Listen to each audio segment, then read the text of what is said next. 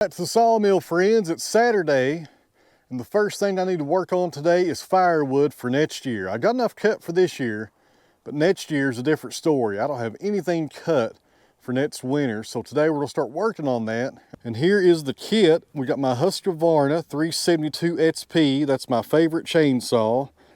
We got some fuel and some bar oil. Got some goggles, a firewood marker that I use right there. Then right here in the front, I have something new we're going to try today. This is a firewood marker made by Mingo. I bought this on Amazon.